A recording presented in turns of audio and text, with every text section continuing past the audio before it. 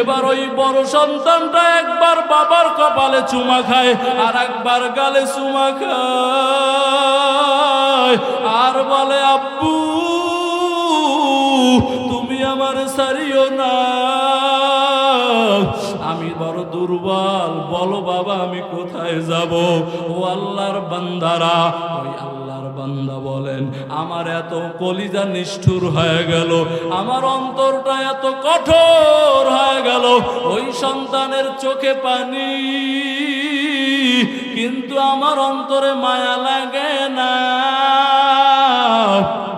আমি সন্তানটাকে ছাড়ানোর জন্য বহু জোরাজুরি আরম্ভ করলাম, আমার সন্তান কোনোভাবেই আমার গলাটারে ছাড়ে না।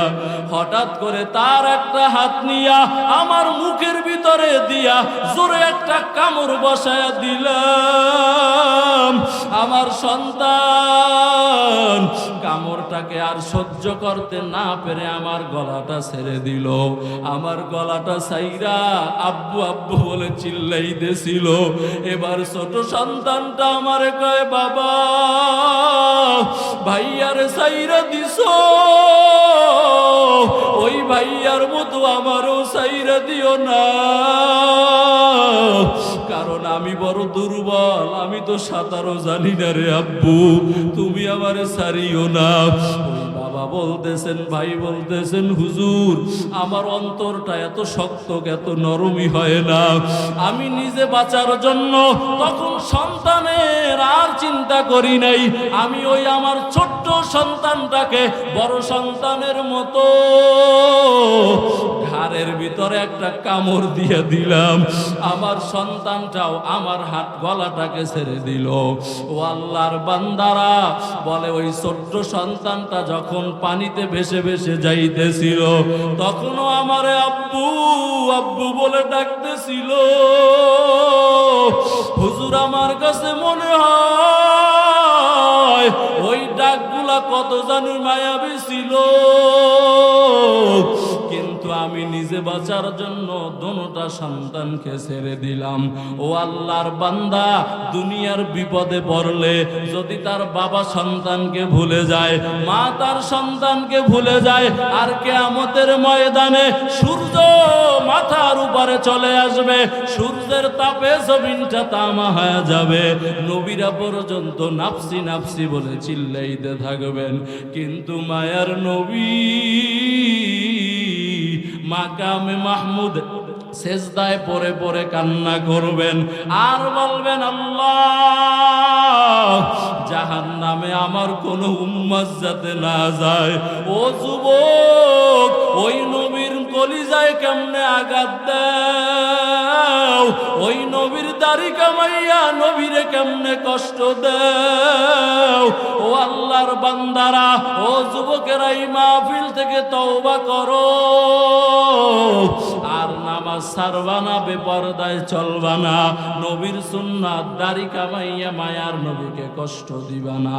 ও আল্লাহর বান্দারা, পয়গম্বর মুসা আল্লাহর সাথে কথা বলতেন, কথা বলতে বলতে হঠাৎ একদিন আল্লাহ তাআলাকে মহব্বতে জিজ্ঞাসা করে, ও দয়ার মালিক, আমার সাথে জান্নাতে কে বসবাস করবে তারে একটু দেখতে চাই।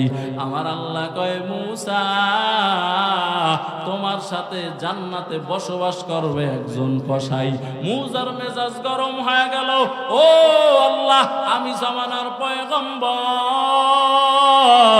আর আমার সাথে জান্নাতে থাকবে একটা কসাই, এইটা কিভাবে সম্ভব?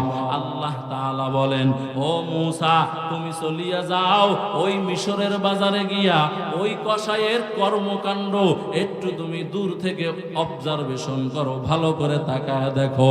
ও আল্লাহর বান্দারা, মুসা পয়গম্বর ওই কসাইয়ের দোকানের অদূরে গিয়া আল্লাহর বান্দা দাঁড়ায় রইল পয়গম্বর। আল্লাহর পয়গম্বর মুসা তাকাইয়া দেখে সারাটা দিন কসাই গোশত বিক্রি করে করে যখন বিকাল বেলা হইয়া গেল, একটা পাত্রের ভিতরে, পোটলার ভিতরে অল্প গোশত নিয়ে বাড়ির দিকে রওনা হয়ে গেল। বাড়িতে যাইয়া ওই গোশতটাকে সুন্দর করে রান্না করলেন, আটা থেকে খামিরা বানাইয়া সুন্দর করে করে বান্দা রুটি তৈরি করলো। গোশত আর রুটি যখন হয়ে গেল, এবার আল্লাহর বান্দা কসাই ওই ছোট্ট একটা ঘরের রুমের ভিতরে ঢুইকা তার বৃদ্ধ মা তাকে উঠাইলেন। মাটাকে উঠাইয়া মা প্রস্রাব পায়খানা করে বিছানা ভরাইয়া রেখেছে। এনটিভির খবর বলি না, কোন নাটকের গল্প বলতেছি না রে বাবা।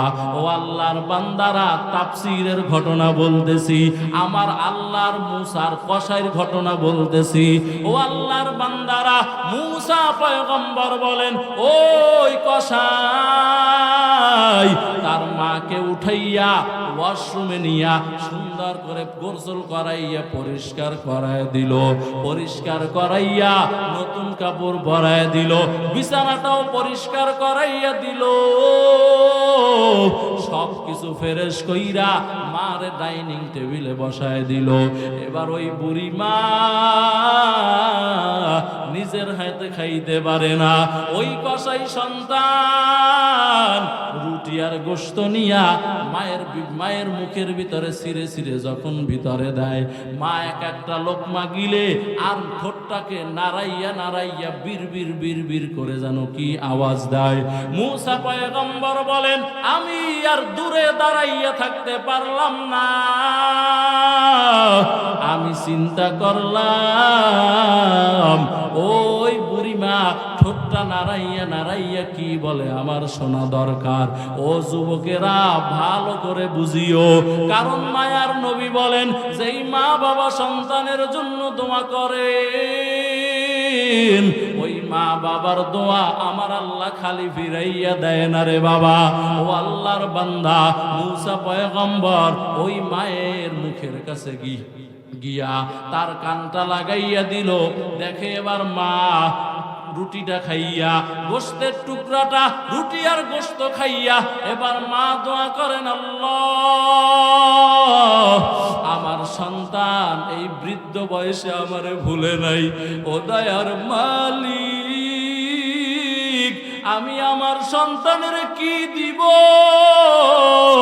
আমার কাছে তো দেওয়ার মতো কিছুই নাই। ও আল্লাহ তবে আমি আমার এই সন্তানের জন্য দোয়া করে গেলাম, ও আল্লাহ তুমি আমার সন্তানটারে পয়গম্বর মুসার সাথে জান্নাতে একত্রে বসবাস করতে দিও রে আল্লাহ। মুসা পয়গম্বর বলেন মালিক মা বাবার দোয়া যে এই রকম কবুল হয়, মুসা পয়গম্বর বলেন আমি স্বচক্ষে দেখে গেলাম। ও আল্লাহর বান্দারা, ও যুবকেরা, ও ভাই, ও পর্দার অন্তরালের আম্মা জানেরা, অনেক মারা বিয়া হইলে শ্বশুর শাশুড়ির খেদমত করতে চাও না। ও আম্মা জান, আজকে তোমার গায়ে শক্তি আছে, এই জন্য তুমি তোমার শ্বশুর শাশুড়িকে মহব্বত করো না, কিন্তু এমন একটা সময় আসবে ওই শ্বশুর শাশুড়ির কাতারে আম্মা জান তোমারেও দাঁড়াইতে হবে। এই জন্য যুবক ভাইয়েরা, ও বৃদ্ধ বাবাজিরা, ও পর্দার অন্তরালের আম্মা জানেরা, এই মাহফিল থেকে তওবা করিয়া নেও, আর নামাজ ছাড়বা না, বেপরদায় চলবা না। ও আল্লাহর বান্দারা, সন্তানদেরকে মাদ্রাসায় পড়াবা। ও যুবক, চোখের খেয়ানত করবা না, হাতের খেয়ানত করবা না, কারণ আমার আল্লাহ গুনাহের কারণে আমাদের জন্য জাহান্নাম বানাইয়া রাখলো। আমার আল্লাহ বড় আমাদেরকে মহব্বত করে বানাইছে, আমাদেরকে জাহান্নামে দিতে চায় না।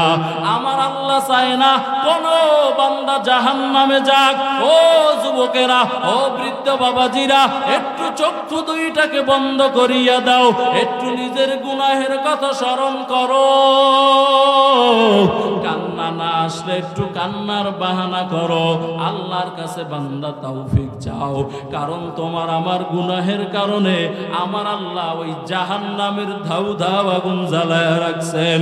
ও আল্লাহর বান্দারা, ও যুবকেরা, নিজের আমলনামার দিকে তাকাইয়া দেখ, দেখ, তাকাইয়া দেখলে দেখবা জাহান্নামের চূড়ান্ত একজন আসামি।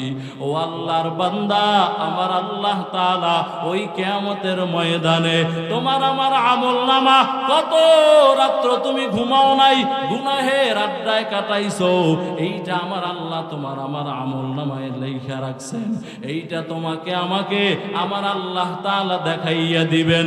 আমার আল্লাহ বলবেন, ও ফেরেশতা, এই বান্দার হাতে আমলনামা দাও। ফেরেশতা বলবেন, আল্লাহ, এই বান্দা তো নেককার না বরং বদকার, এর কি সোজা হাতে আমলনামা দিব নাকি বাম হাতে দিব? আল্লাহ বলবেন, আরে বাম হাতে আমলনামা দাও। তবে আরে সোজা হাতে বাম হাতে আমলনামা সোজা দেওয়া হবে না। আমার আল্লাহ বলবেন, ফেরেশতা, এই বান্দার বুকের ভিতর থেকে ছিদ্র বানাইয়া দাও। বুকের ভিতর থেকে ছিদ্র বানাইয়া হাতটাকে মোচর দিয়া পিছন থেকে নিয়ে দিবেন। এরপরে আমলনামা আল্লাহ দিয়া দিবেন, দিয়া বলবেন, ইকরা কিতাবাক, ও দুনিয়ার বান্দা, আমলনামা পড়ো। বান্দা বলবেন, আল্লাহ, আমলনামা পিছনে, আমার ঘাড়টা তো সামনে, কেমনে আমি আমলনামা পড়ব? আল্লাহ একটা কহারিয়াতের আওয়াজ দিয়ে বলবেন, ও ফেরেশতা, এই বান্দারে আমি আল্লাহ কত খাবার খাওয়াইলাম, এই বান্দারে আমি আল্লাহ চোখের ভিতরে শক্তি দান করলাম, জবানে ভাষা দান করলাম, এই বান্দাকে কত নেয়ামত দিয়া দিয়া আমি আল্লাহ বড় বানাইলাম। এই নাফরমান আমারে চিনে নাই, এর ঘাড়টা দইরা মোচর দিয়ে পিছনে ফিরাইয়া দেও। ওই ফেরেশতা ঘাড় ধইরা মোচর দিয়ে পিছনে ফিরাইয়া দিবেন। ও আল্লাহর বান্দারা, একটু কল্পনা করিয়া দেখো রে বাবা, সহ্য করতে পারবা কিনা? আমার আল্লাহ বলেন, ওই জাহান্নামীদের অবস্থা এমন হবে, লা ইয়ামুতু ফিহা ওয়ালা ইয়াহইয়া, এরা বাঁচবেও না, এরা মরবেও না, মাঝামাঝি অবস্থায়, আহত অবস্থায় বান্দা কাতরাইতে থাকবে। ও আল্লাহর বান্দারা, ওই জাহান্নামের আগুন বড় কঠিন রে বাবা, ওই জাহান্নামের আগুন সহ্য করতে পারবা না। ও আল্লাহর বান্দারা, এই জন্যই মাহফিল থেকে বান্দা তওবা করে নাও। ওই কিয়ামতের ময়দানে কেউ কারো সাথী হবে না, নবীরা পর্যন্ত নাফসি নাফসি বলে চিল্লাইতে থাকবে। ওই যে আমাদের এলাকায় 2007 সালে বান্দা সিডর হয়েছিল, সিডর, ওই পানি এলাকায় আমাদের কুয়াকাটাতে এক আল্লাহর বান্দা ঘটনা শুনাইলো। বলে, হুজুর, কিয়ামতের ময়দানে মা যে তার সন্তানকে চিনবে না, বাবা যে তার সন্তানকে পরিচয় দিবে না, এর বাস্তব উদাহরণ আমি বান্দা নিজেই হয়ে গেলাম। ও ভাই, কেমনে হইলা? বলে, ওই যে ঘরের ভিতরে অন্ধকার রাত, সাগরের পানি উঠে উঠে আমার ঘরটা যখন তলায় গেল, এবার আমার ঘরে 2টা সন্তান আর আমার মেয়ে লোক আর আমি, টোটাল 4 জন। আমরা পরামর্শ করলাম আর ঘরে থাকা যাবে না, দেখিনি পানিতে সাঁতরাইয়া কোথাও রাস্তায় গিয়া উঠতে পারি। এবার স্ত্রীকে স্বামী বলল, ও স্ত্রী, তুমি তোমার প্রস্তুতি গ্রহণ করে ওই যে বড় রাস্তার দিকে সাঁতরানো আরম্ভ করো। আর স্বামী বলতেছেন, 2টা সন্তানকে 2 পাশে নিয়া আমি ওই বড় রাস্তার দিকে রওনা হয়ে গেলাম। উভয়ে বলতেছেন, স্বামী বলেন, ও আল্লাহর বান্দা বলেন, আমরা যখন ঘর থেকে নামলাম, হঠাৎ একটা তুফান আইসা আমার বিবি সাহেবাকে কোন দিকে জানি নিয়ে গেল। এবার আমার সন্তান 2টা আর আমি সাঁতরাইতেছি অন্ধকার। এবার সাঁতরাইতে সাঁতরাইতে কোনো কুল কিনারা পাই না। এবার আমি ক্লান্ত হইয়া গেলাম। এক পর্যায়ে আমি সিদ্ধান্ত নিলাম আমি আমার সন্তান দুইটাকে ছেড়ে দিব। ও আল্লাহর বান্দারা, বড় সন্তানটা বুঝতে পেরেছে বাবা আর আমাদেরকে ধরে রাখবে না, বাবা আমাদেরকে ছাড়িয়ে দিবেন। ও যুবকেরা, ও বৃদ্ধ বাবাজিরা, ও পর্দার অন্তরালের আম্মা জানেরা, এই চোখ আমার আল্লাহ নিয়ামত হিসাবে বাবা দান করেছেন। তোমার ডানে বামে তাকাইয়া দেখো কত মানুষ আছে, সব আল্লাহ সুন্দর বানাইল কিন্তু চোখের নিয়ামত দেয় নাই। ও আল্লাহর বান্দারা, এই চোখ দিয়া যা খুশি তাই বান্দা দেখা যাবে না, এই চোখ দিয়া নির্দিষ্ট কিছু বিষয় দেখতে হবে। ও আল্লাহর বান্দারা, আমার আল্লাহ তাআলা বলেন, বান্দা তুমি এইভাবে নামাজ আদায় করো যেমন তুমি আমি আল্লাহকে দেখতে পাইতেছো। না হয় এইটা অন্তরে ঢুকাইয়া নাও, বান্দা 24 ঘন্টা আমি আল্লাহ তোমার দেখতেছি। আল্লাহর বান্দারা, এবার এই ইহসানের নিসবত যদি বান্দার দিকে হয় তখন অর্থ হয়, ও বান্দা, ও সন্তানেরা, মা বাবার সাথে ভালো ব্যবহার করো। এবার মা বাবাদের বয়ানটা আগে করি, এরপর সন্তানের বয়ান করব। ও মা বাবা, আপনি যদি আপনার সন্তানের কাছ থেকে ভালো ব্যবহার পাইতে চান, ভালো আপনার সন্তানের কাছ থেকে যদি আপনি খেদমত পাইতে চান, আপনার সন্তানকে যদি চমকাইতে চান, 1 নাম্বার দায়িত্ব হলো মা বাবার। জোরে বলেন কার? আরো জোরে বলেন। আল্লাহর বান্দারা, আমি বুঝানোর জন্য মাঝে মধ্যে বলি, ও নোয়াপুরের মুসলমান, আপনি লাগাইছেন একটা মান্দার গাছ, মান্দার গাছ লাগাইয়া যদি আল্লাহর কাছে দোয়া করেন, আল্লাহ জ্যৈষ্ঠ মাসে আমারে 14টা কাঁঠাল দিও, হবে? কিয়ামত হয়ে গেল? হবে না। ও আল্লাহর বান্দারা, ও মুসলমানেরা, ও পর্দার অন্তরালের আম্মা জানেরা, যদি আপনার কাঁঠাল খাইতে হয়, ভালো একটা জাতের কাঁঠাল গাছ ক্রয় করেন। রাজশাহীর কাঁঠাল, না হয় কুষ্টিয়ার কাঁঠাল, না হয় খাগড়াছড়ির কাঁঠাল গাছ ক্রয় করেন। ক্রয় কইরা ভালো একটা উর্বর জায়গায় সার ঔষধ দিয়া এরপরে গাছটা বান্দা লাগায় দাও। লাগাইয়া সকাল বিকাল গাছের গোড়ায় পানি দাও। এরপরে বান্দা তুমি দোয়া করো আল্লাহর কাছে, ও আল্লাহ এই জ্যৈষ্ঠ মাসে আমার এই কাঁঠাল গাছটায় তুমি কাঁঠাল দিও। আল্লাহ যদি এই জ্যৈষ্ঠ মাসে নাও দেয়, আগামী জ্যৈষ্ঠ মাসে তোমারে আল্লাহ ফিরাবে না। পরেরটায় না দিল, তুমি নাও খাইতে পারলে তোমার পরের প্রজন্ম বান্দা খাইতে পারবে। এই কথাটা যেমন বুঝলেন, এবার এই কথাটাও বুঝিও।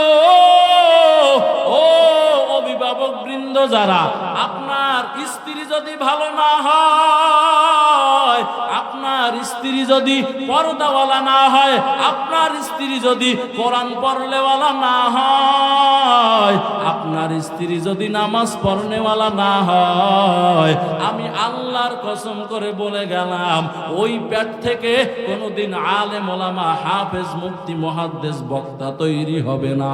ওই পেট থেকে তৈরি হবে ইয়াবাখোর গাঞ্জাখোর। ঠিক কিনা জোরে বলেন? আপনারা ঠিক বললেও ঠিক, না বললেও ঠিক।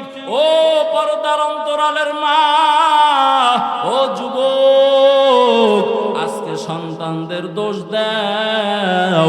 আমি তো বলি সন্তানের দোষ নাই, 1 নাম্বার দোষ হলো মা বাবার।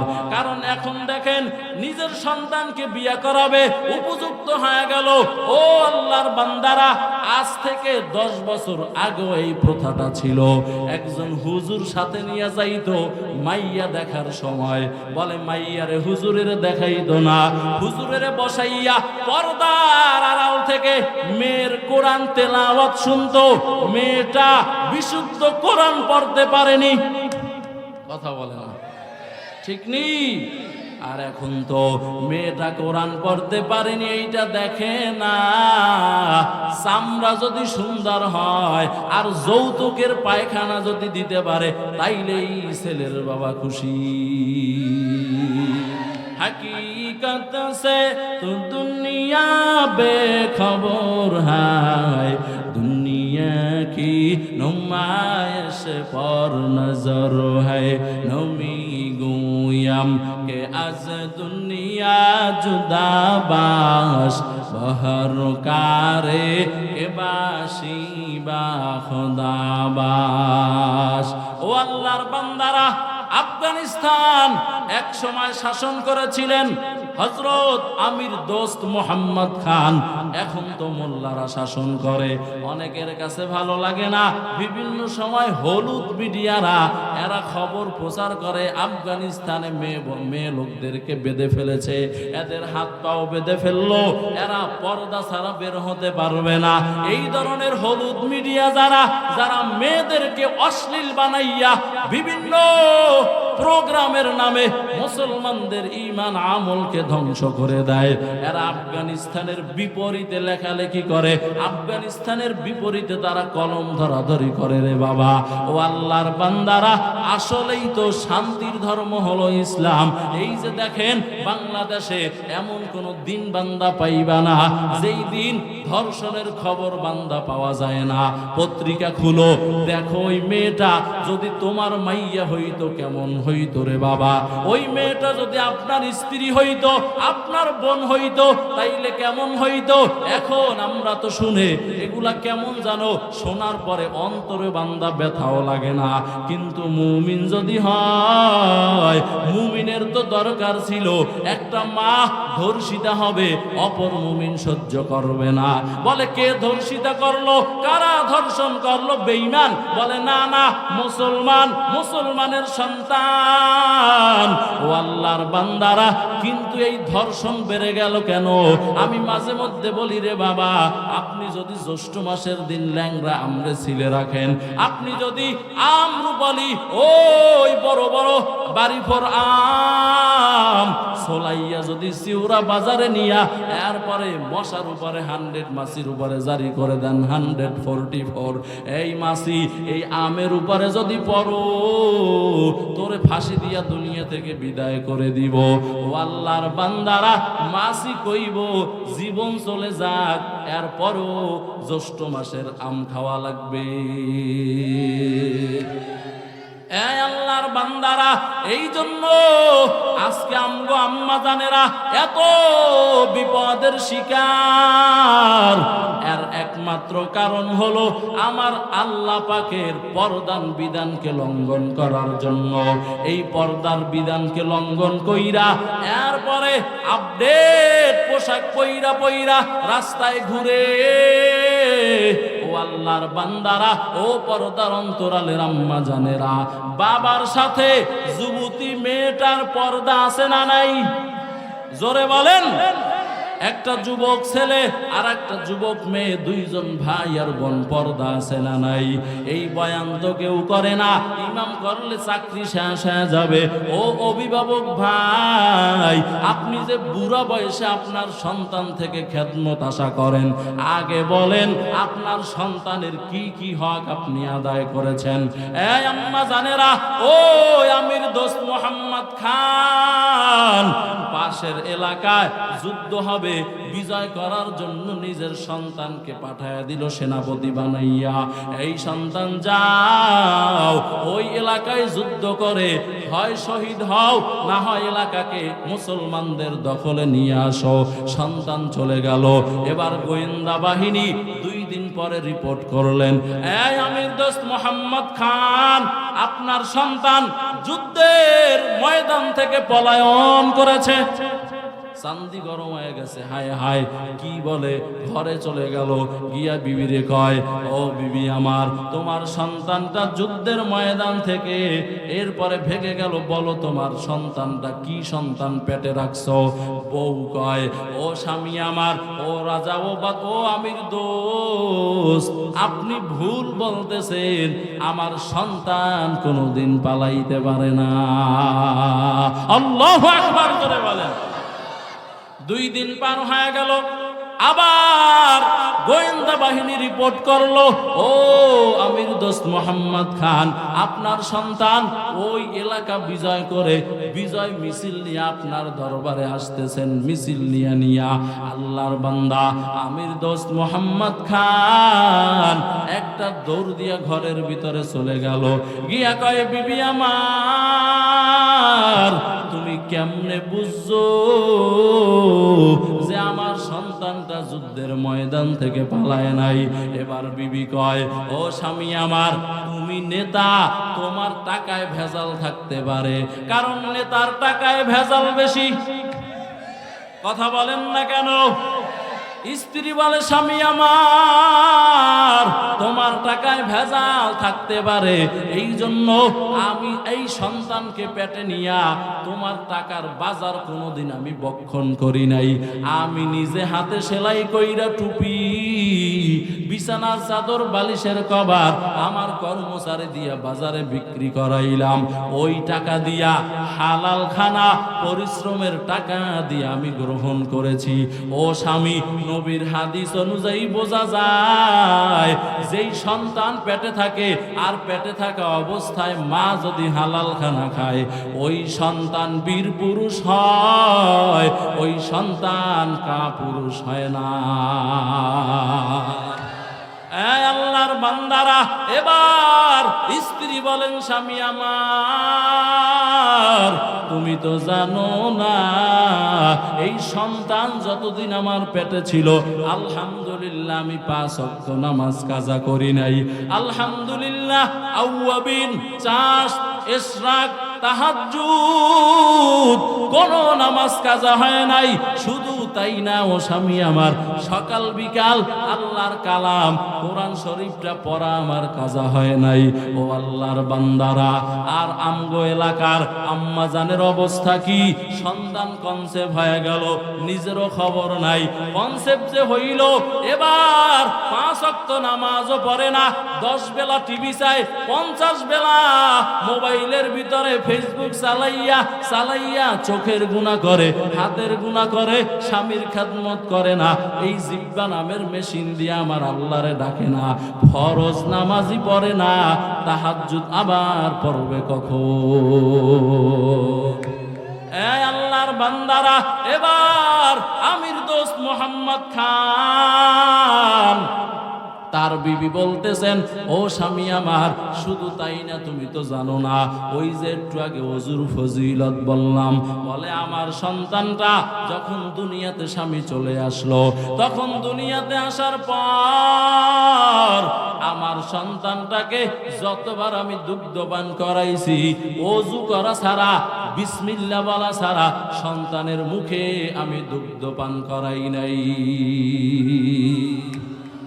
আল্লাহর বান্দারা, ও অভিভাবক বৃন্দ যারা, ও যুবকেরা, ও পর্দার অন্তরালের আম্মা জানেরা, এই ঘটনার সাথে একটু তোমার হিসাবটা মিলায় নাও। তোমার হালাতটা কি?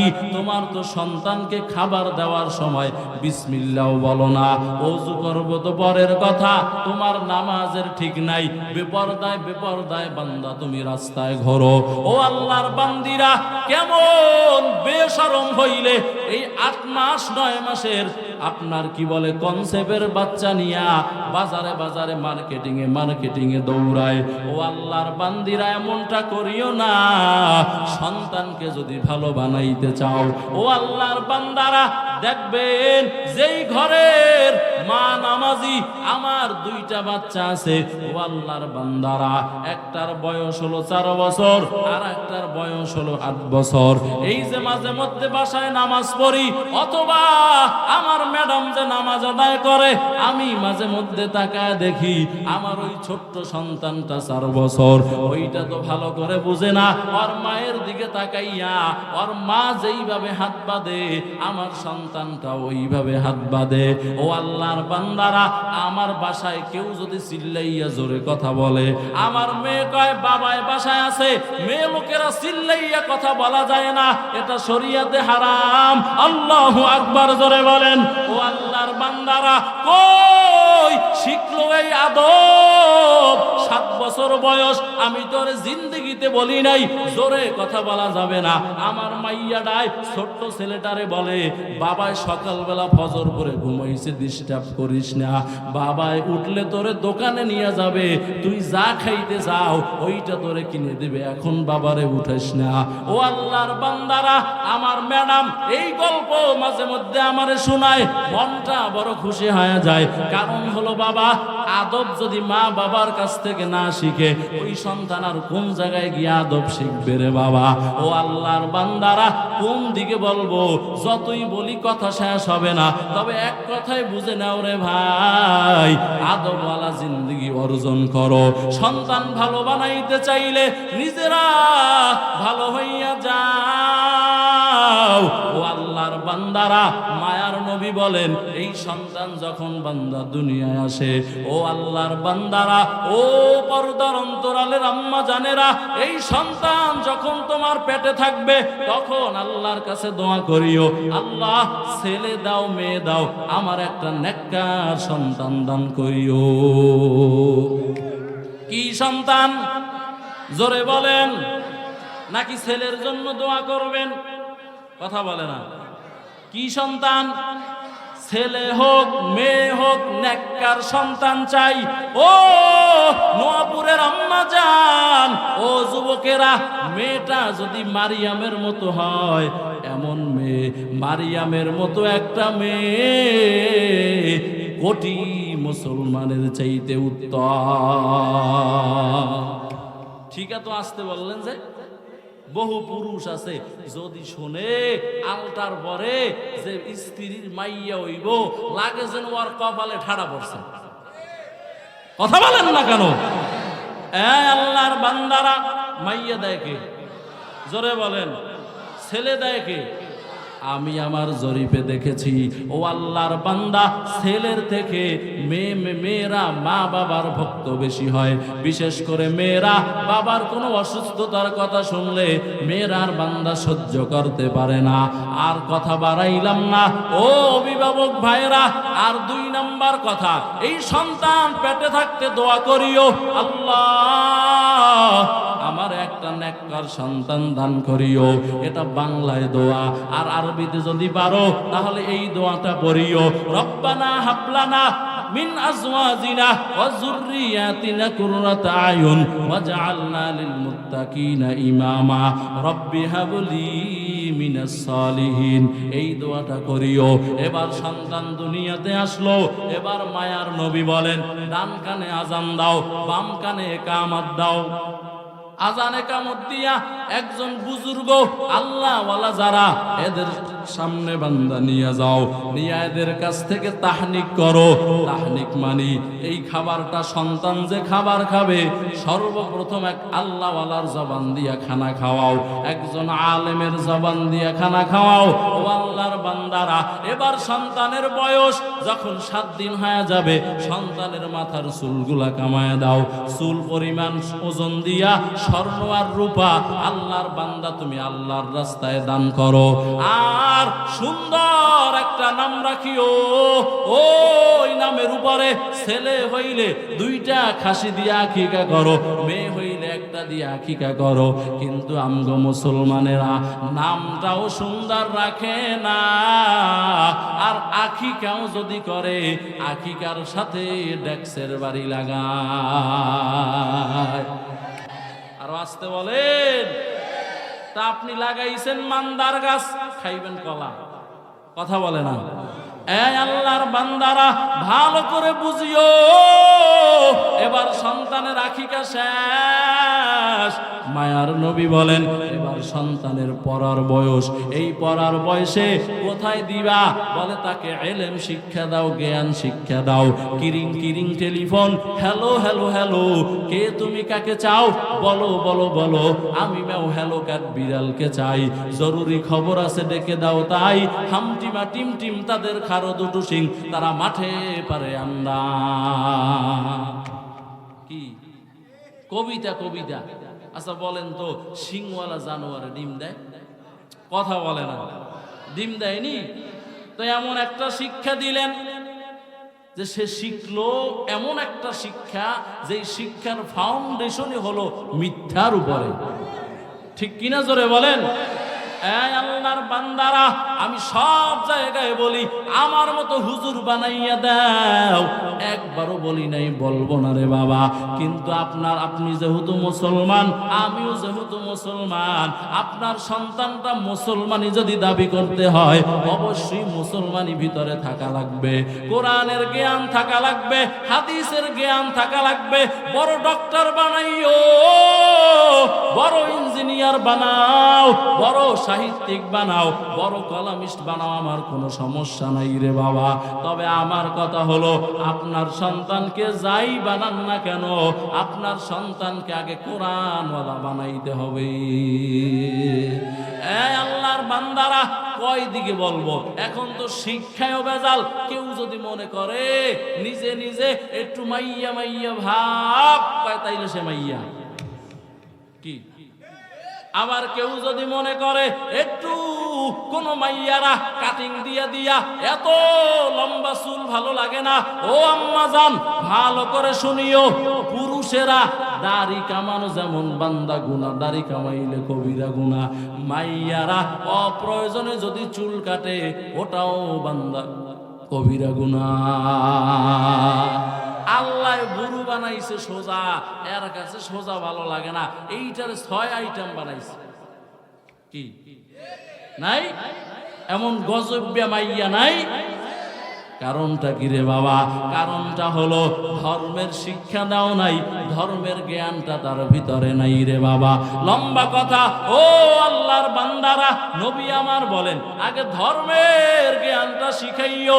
ধর্মের জ্ঞান শিখাইয়া দুনিয়ার লাইনে বড় বড় ওসিএসি ডিসিএসপি বানাও, কোনো সমস্যা নাই।